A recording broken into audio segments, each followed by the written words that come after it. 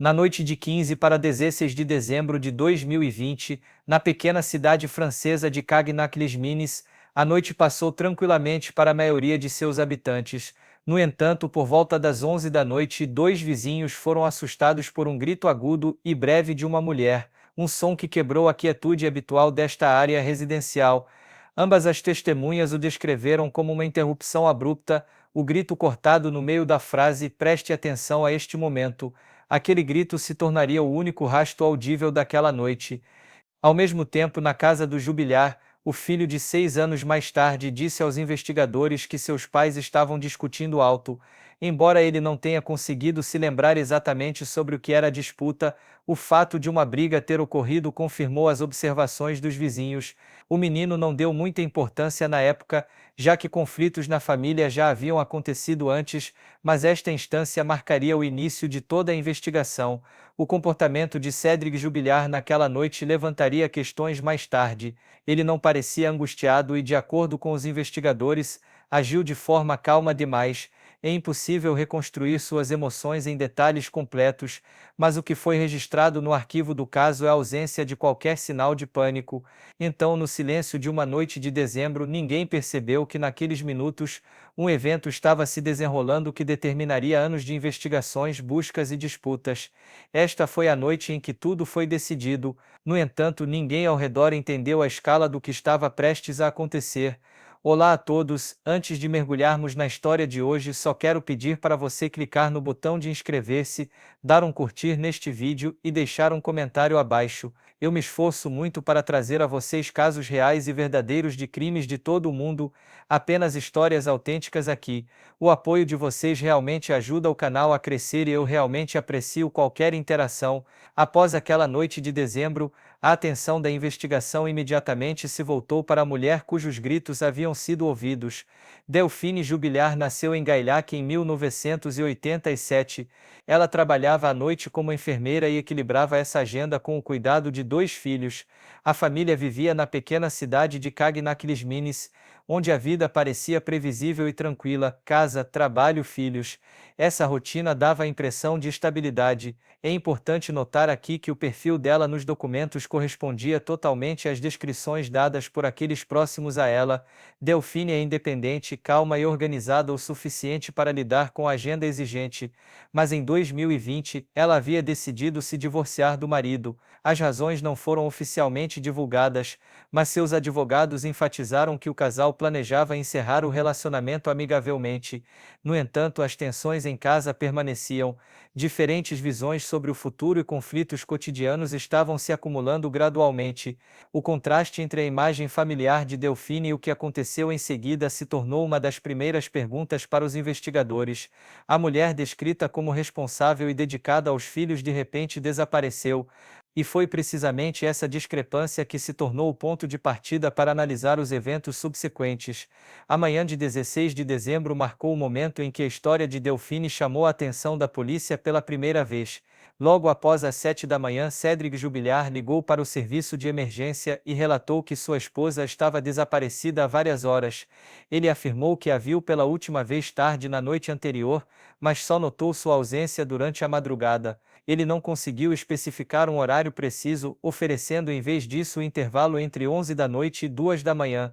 De acordo com Cédric, antes de contatar as autoridades, ele fez várias tentativas de entrar em contato com Delphine. Ele até enviou uma mensagem para uma de suas amigas próximas presumindo que Delphine poderia ter ido ficar com ela.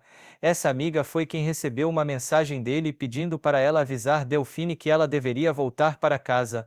A resposta foi imediata e clara: Delphine não estava lá. Apesar de suas repetidas tentativas de se comunicar, Cédric não procurou a polícia até depois do nascer do sol. Ele explicou mais tarde que queria esperar até amanhã, esperando que ela voltasse por conta própria. Mas para os investigadores, esse atraso levantou alguns sinais de alerta.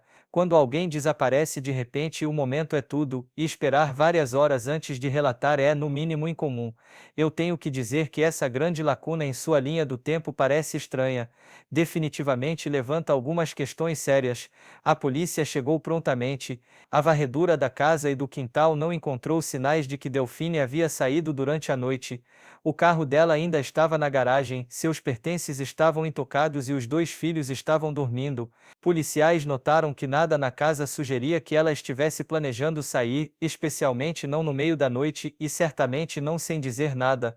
Essas descobertas iniciais lançaram dúvidas sobre a versão dos eventos de Cedric, e assim, a investigação começou. O que começou como um simples caso de pessoa desaparecida rapidamente começou a se expandir, com a ligação de Cedric no início da manhã se tornando o ponto de partida para tudo o que se seguiu. As operações de busca começaram quase imediatamente após sua ligação. Autoridades implantaram unidades K9, equipamentos de imagem térmica, drones e equipes terrestres para varrer as áreas circundantes de Cagnac-les-Mines.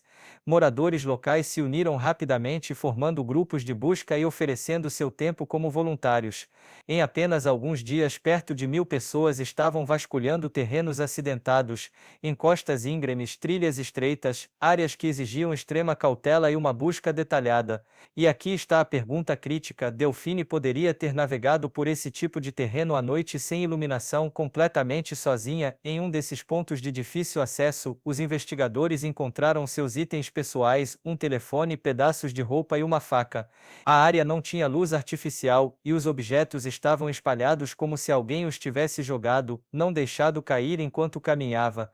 Além disso, não havia sinais indicando que ela havia chegado lá por conta própria. A polícia notou que, mesmo com uma lanterna, a rota teria sido quase impossível de navegar com segurança no escuro.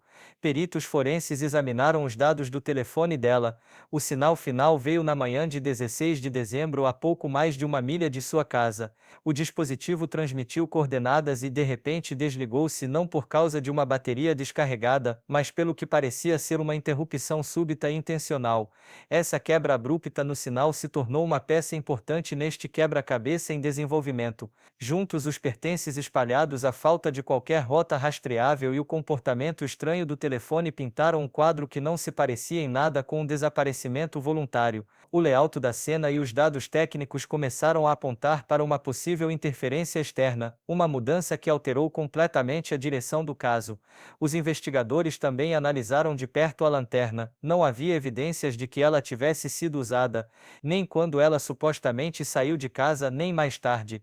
A área onde seus itens foram encontrados não tinha iluminação alguma, e navegar por ela no escuro sem alguma forma de iluminação teria sido quase impossível. Isso se tornou mais um argumento contra a teoria de que ela havia saído por conta própria, porque o caminho simplesmente não correspondia ao comportamento de alguém que estava tentando fugir de forma independente. Um mês depois, em janeiro e fevereiro de 2021, o telefone de Delphine mostrou alguma atividade incomum. Certas funções pareciam se ativar automaticamente, breves sinais, mas sem quaisquer tentativas de se conectar a uma rede. Isso gerou preocupação entre os investigadores, que começaram a considerar se alguém poderia ter acessado o telefone remotamente ou adulterado ele. Para descobrir o que estava acontecendo, os investigadores procuraram especialistas em tecnologia da Samsung. A empresa respondeu que tal atividade poderia ocorrer como resultado de operações de diagnóstico. De acordo com eles, verificações profundas do dispositivo podem acionar processos automatizados que as provedoras de celular podem registrar como o telefone sendo ligado. Ainda assim, mesmo com essa explicação, a investigação manteve todas as possibilidades em aberto: uma falha de software, acesso remoto ou até mesmo efeitos colaterais de análise forense. Nenhuma teoria foi confirmada ou descartada até que mais dados se tornassem disponíveis. Embora o telefone não tenha levado à localização de Delphine, ele ajudou a estabelecer uma linha do tempo e sugeriu a possibilidade de que alguém possa ter interferido nele na noite em que ela desapareceu. Juntamente com a investigação técnica, os detetives voltaram sua atenção para a vida pessoal de Delphine. De particular interesse era sua comunicação e fotos com um homem que ela estava saindo. Eles estavam fazendo planos futuros juntos e na noite anterior ao seu desaparecimento, ela enviou a ele uma foto pessoal. O álibi dele foi verificado imediatamente, ele estava em casa, e isso foi confirmado por fontes de terceiros. Depois houve a esposa dele, Kate, que também ficou sob escrutínio. Apenas um dia antes do desaparecimento de Delphine, Kate havia feito várias ligações para o número associado às mensagens privadas de seu marido. Ela também havia contatado Delphine, alegando que elas concordaram em pausar o relacionamento até depois que o divórcio fosse finalizado, mas esse acordo parecia ter sido quebrado naquela mesma noite. Embora isso criasse uma dinâmica tensa, não havia nada de concreto ligando a situação ao desaparecimento de Delphine. Parecia mais um conflito pessoal do que algo criminoso.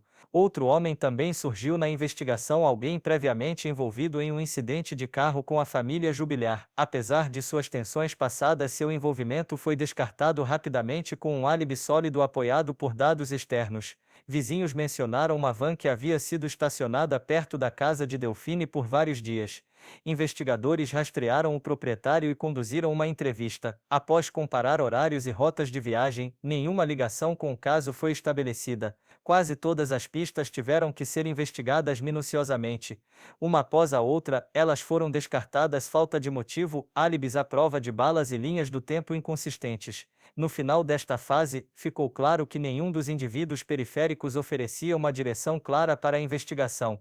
À medida que o caso oficial começou a perder força, comunidades online começaram a tomar conta. Grandes grupos surgiram em plataformas de mídia social, especialmente no Facebook, onde apenas um grupo atingiu quase 8.000 membros.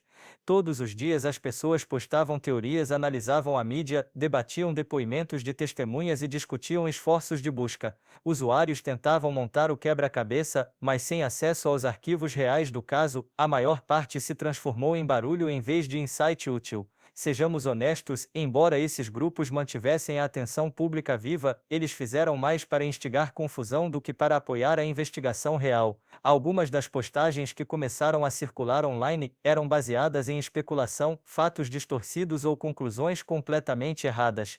Essa onda de desinformação frequentemente atrapalhava o trabalho policial real. Policiais tiveram que desperdiçar um tempo valioso verificando descobertas falsas, enquanto debates emocionalmente carregados criavam expectativas irrealistas entre o público. Os advogados da família de Delphine enfatizaram que esse tipo de desinformação poderia potencialmente comprometer a integridade da investigação e criar pressão injustificada com base na opinião pública. Seus parentes também apontaram que algumas das atividades online cruzavam limites sérios. Pessoas que não tinham conexão com o caso estavam sendo publicamente acusadas por usuários da internet sem evidências. Eventualmente, o burburinho nas mídias sociais se tornou uma questão separada, uma que a polícia teve que considerar cuidadosamente para evitar distrações e desorientação. Uma vez que todas as teorias externas foram descartadas uma a uma, a investigação voltou seu foco diretamente para o comportamento de Cedric na noite em que sua esposa desapareceu. A primeira coisa que não parecia certa era seu próprio relato do que ele fez depois de perceber que Delphine havia sumido. Dados de rastreamento de celular mostraram que ele caminhou apenas cerca de 40 passos antes de a polícia chegar. Mas durante uma reconstituição posterior com investigadores, ele refez quase 400 passos. Esse tipo de discrepância era muito grande para ser ignorado. Ele alegou que não queria fazer barulho à noite, mas esse nível de restrição parecia estranho para os investigadores. Honestamente, acho difícil conciliar essa parte. Se seu cônjuge desaparece, é realmente hora de se preocupar em ficar quieto. Depois havia o carro. O veículo de Delphine estava estacionado de forma diferente do habitual. Não era como ela costumava deixá-lo. Dentro, a polícia encontrou condensação fresca nas janelas, um sinal de que alguém havia estado recentemente no carro. Uma teoria sugeriu que ele havia sido usado naquela noite e depois devolvido, mas isso entrava em conflito com a declaração de Cedric de que sua esposa havia saído a pé. Outro momento estranho veio do que ele disse à polícia minutos depois de acordar. Ele disse que algo havia acontecido com sua esposa, uma formulação que os investigadores acharam muito conclusiva, muito rápida. Tipicamente, nessas situações as pessoas primeiro presumem um mal-entendido, uma briga ou talvez uma caminhada para esfriar a cabeça.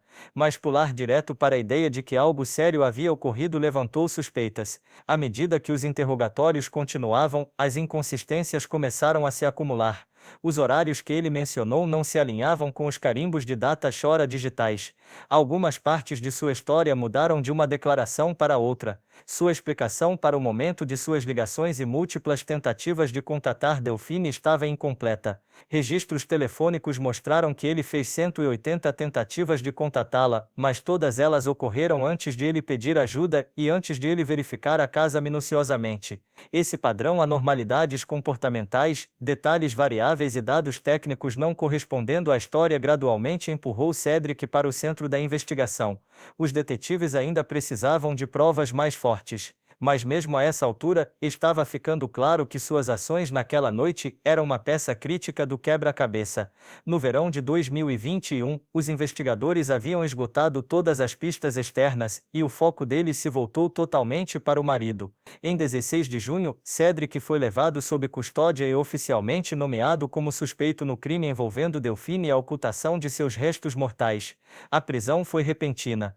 Naquela manhã, policiais chegaram à casa, conduziram uma busca com testemunhas oficiais presentes e o levaram. É importante notar aqui que a decisão de prender não foi baseada em uma única evidência, mas sim na acumulação de muitas. Mais ou menos na mesma época em que Cedric foi levado sob custódia, sua nova namorada também foi levada para interrogatório. As autoridades queriam determinar se ela poderia ter tido algum conhecimento do que aconteceu naquela noite ou se ela sabia algo sobre a possível realocação dos restos mortais de Delphine. Após vários dias de interrogatório, ela foi libertada. Nenhuma conexão direta com o desaparecimento foi encontrada, e os detalhes que ela forneceu não entraram em conflito com os fatos estabelecidos. A promotoria confirmou que o caso contra Cedric não foi construído em um único momento. Foi uma combinação de múltiplos elementos. Estes incluíam discrepâncias em seu comportamento na noite do desaparecimento, contradições em suas declarações e dados técnicos que não apoiavam sua versão dos eventos. Investigadores apontaram especificamente para mudanças incomuns na posição do carro, atividade no telefone de Delphine e a sequência de eventos reconstruída a partir de rastros digitais, tudo isso influenciando a decisão de prendê-lo. Cedric manteve sua inocência, insistindo que não tinha nada a ver com o desaparecimento de Delphine. Mas investigadores acreditavam que ele foi a última pessoa a vê-la viva e que sua história não batia. Na época de sua detenção, a acusação formal foi descrita como dano intencional resultando na perda de um cônjuge sem recuperação dos restos mortais, o que exigia evidências significativas. Os promotores enfatizaram que não estavam baseando seu caso em especulação, mas sim em um conjunto de fatos sério e coeso que, em sua opinião, apontava diretamente para Cedric. Após a prisão, os investigadores iniciaram uma revisão completa do histórico de Cedric para entender melhor como suas experiências de vida podem ter moldado sua resposta em uma situação de alto estresse. Ele cresceu sem apoio consistente, órfão em tenra idade, foi jogado de uma família adotiva para outra e carregava consigo um profundo senso de abandono. Aqueles próximos a ele lembravam que ele frequentemente tentava parecer independente, mas sob a superfície, ele demonstrava imaturidade emocional e uma forte necessidade de validação externa. Pessoas que o conheciam o descreviam de maneiras conflitantes. Alguns o viam como trabalhador enquanto outros o viam como manipulador e incapaz de lidar com a pressão. Dentro do lar jubilar havia desequilíbrios não ditos. Delphine tinha emprego estável e um futuro promissor enquanto Cedric enfrentava oportunidades de trabalho inconsistentes. Peritos que avaliaram sua personalidade notaram que, embora ele não exibisse padrões de comportamento agressivo, ele demonstrava altos níveis de frustração, frequentemente desencadeados por sentimentos de fracasso ou dependência de sua esposa. Psicólogos enfatizaram que suas reações não eram tipicamente violentas. Elas provinham mais do medo de perder o sistema de apoio que ele acreditava ser crucial para sua identidade. E, na minha opinião, esse conflito interno, essa mistura de medo, pressão e instabilidade emocional, desempenhou um papel central em como os investigadores interpretaram suas ações naquela noite. Com o caso entrando em uma fase mais intensa, a polícia intensificou seus esforços. Após completar as análises forenses iniciais, equipes táticas retomaram buscas ativas no campo. Eles vasculharam cavernas, túneis abandonados e ravinas íngremes, o tipo de lugar que requer equipamento especial apenas para acessar. As áreas ao redor de Cagnac foram varridas novamente, desta vez com ferramentas de imagem térmica e o apoio de equipes de alpinismo. Investigadores não estavam deixando nada ao acaso. A escala da busca refletia o quão preocupante era o fato de que, mesmo naquelas horas cruciais iniciais, não havia vestígios de Delphine nem sinais de uma partida voluntária e nem pistas de que ela havia sido movida. Aquele silêncio era muito significativo e, para os investigadores, era um sinal de alerta. Um local específico atraiu atenção significativa: uma fazenda queimada. A razão: um companheiro de cela de Cedric supostamente o ouviu fazer uma confissão enquanto estava atrás das grades. Investigadores lançaram uma busca em grande escala no local usando radar de penetração no solo, ferramentas de escavação e vasculhando cada buraco e camada de solo. Mas os resultados vieram vazios. Sem restos mortais, sem vestígios forenses, nada para indicar que este local havia sido usado por alguém envolvido em um crime. Essas inconsistências apenas destacaram o quão instável pode ser o testemunho de prisão. E honestamente, confissões de prisão como esta frequentemente fazem com que as investigações sigam pistas erradas. A polícia também investigou quaisquer potenciais inimigos da família. Eles examinaram disputas passadas, tensões domésticas, conflitos relacionados ao trabalho e até mesmo rancores de longa data. Mas nenhuma dessas linhas de investigação produziu motivo ou períodos de tempo confiáveis. Todos os envolvidos tinham álibis verificados e ninguém podia ser ligado à linha do tempo daquela noite de dezembro. Em dezembro de 2022, os investigadores tentaram uma reconstrução completa dos eventos da noite. Eles refizeram os movimentos de cada indivíduo-chave, cruzaram dados de telefone, analisaram rotas de veículos e reexaminaram todos os detalhes de tempo. Esse processo lhes deu uma linha do tempo geral mais clara, mas a pergunta central permaneceu sem resposta: onde estava Delphine depois das 11 da noite?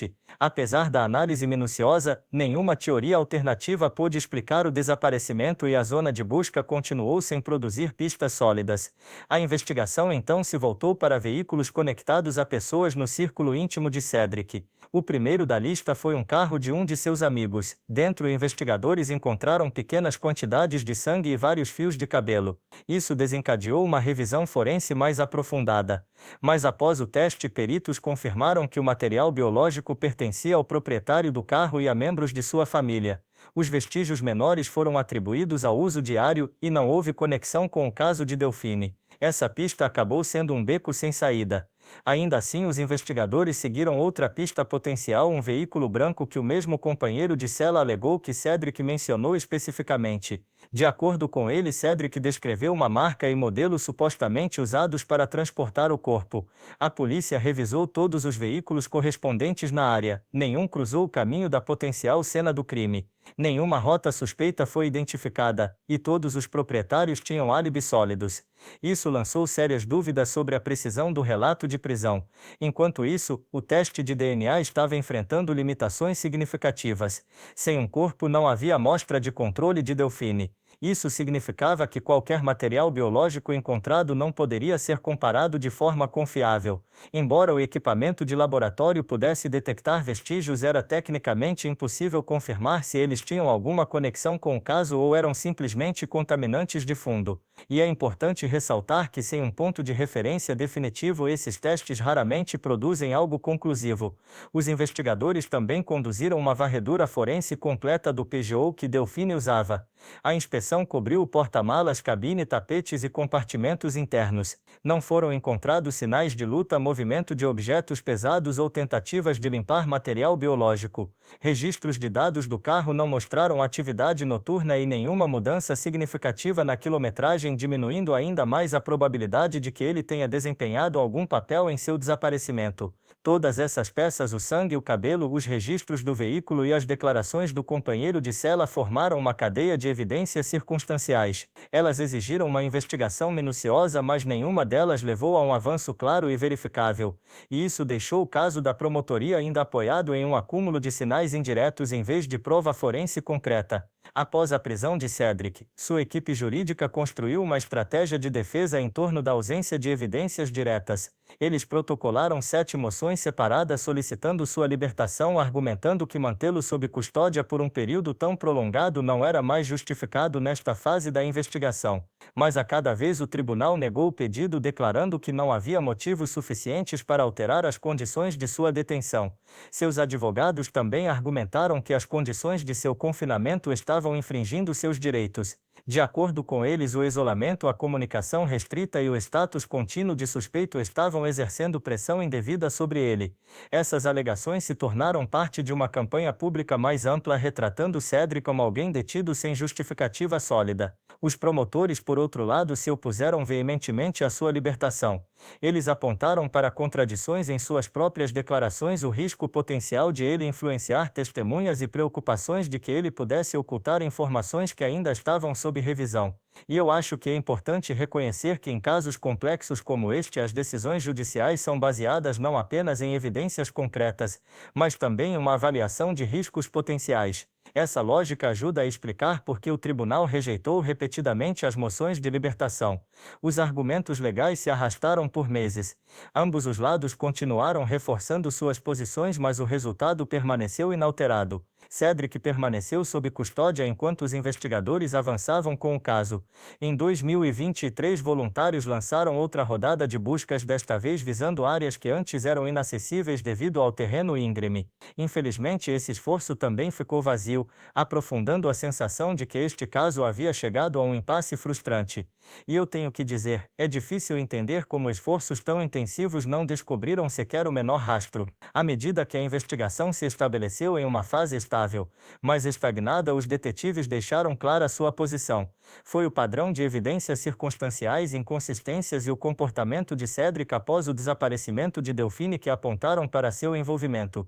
Mas como nenhum corpo jamais foi encontrado, os investigadores não puderam conduzir análises forenses-chave que poderiam ter confirmado ou descartado a teoria do crime. Cedric negou consistentemente qualquer irregularidade, e a falta de uma confissão deixou o caso suspenso na incerteza. Nem a investigação nem os entes queridos de Delphine foram capazes de entender totalmente o que aconteceu. Para encerrar, é justo dizer que as perspectivas de um julgamento permanecem incertas. O caso é construído sobre inferências lógicas, em vez de evidências físicas concretas, o que torna a posição da promotoria particularmente frágil se qualquer aspecto da narrativa começar a mudar.